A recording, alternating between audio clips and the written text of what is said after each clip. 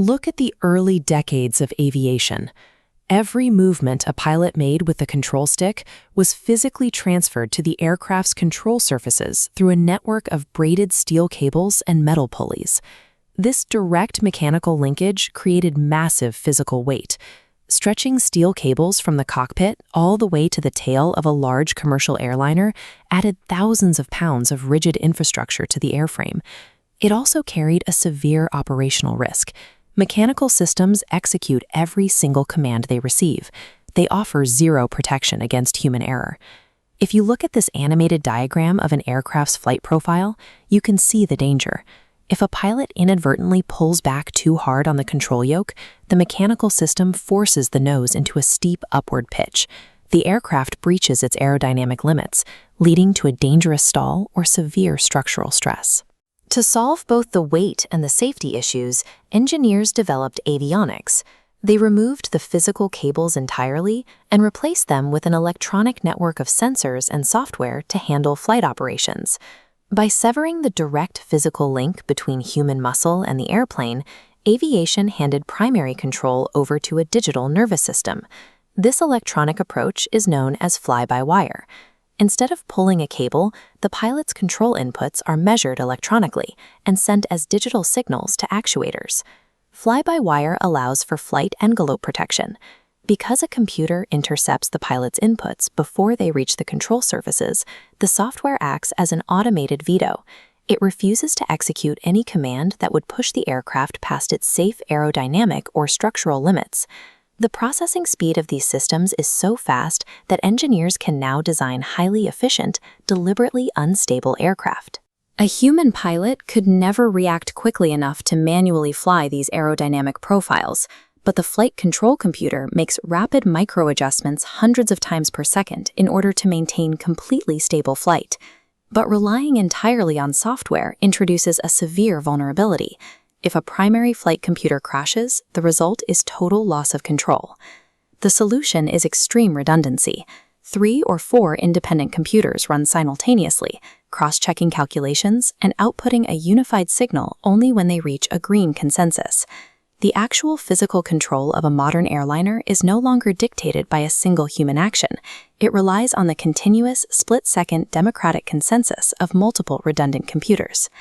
To make those split-second decisions, the aircraft needs absolute spatial awareness. For primary global positioning, the avionics suite relies on global navigation satellite systems, pulling precise coordinates from space. But satellite signals can be jammed or lost. This diagram shows the internal fallback, an inertial navigation system. Using highly precise internal accelerometers and gyroscopes, the INS tracks the aircraft's physical movement to seamlessly plot the flight path without external input. Combining external satellite data with internal INS data ensures the aircraft maintains uninterrupted positioning information, regardless of what happens to the external signal. The aircraft monitors its immediate surroundings using the traffic collision avoidance system. This layer of defense scans for transponder signals from nearby aircraft, and if a collision risk is detected, the system automatically commands evasive maneuvers to keep the surrounding airspace clear. Weather radar adds another sensory layer. It scans the atmosphere ahead of the flight path to detect the density of water droplets, allowing pilots to map out and avoid severe thunderstorms miles before they would visually encounter them. By overlaying precise global positioning, internal inertial tracking, active collision avoidance, and long-range weather detection, these systems create a protective digital sphere around the aircraft that far exceeds human sensory limits.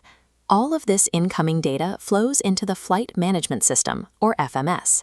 This central processor acts as the aircraft's brain, synthesizing navigation, performance calculations, and route planning into one continuous operational stream.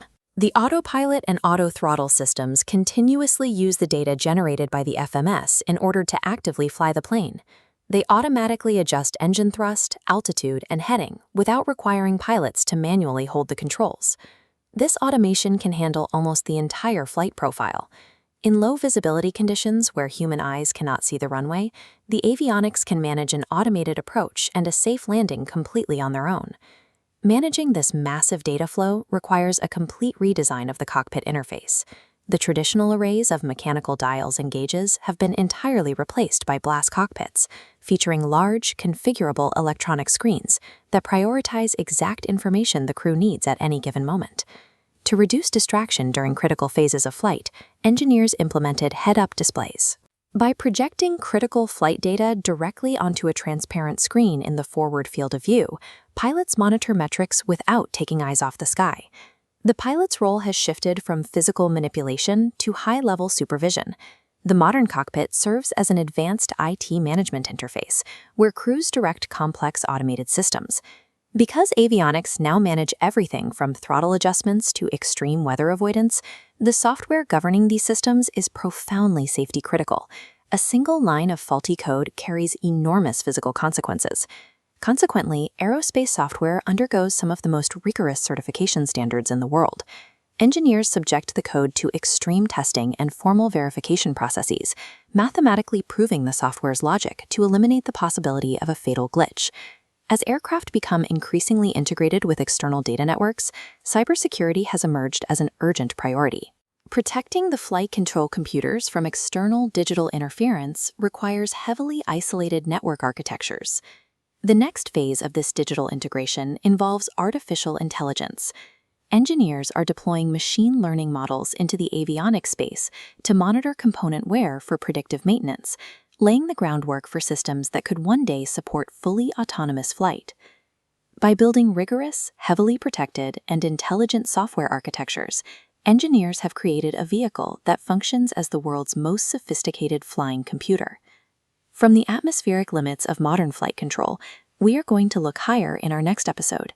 We will explore the fundamentals of orbital mechanics and the basics of spacecraft design.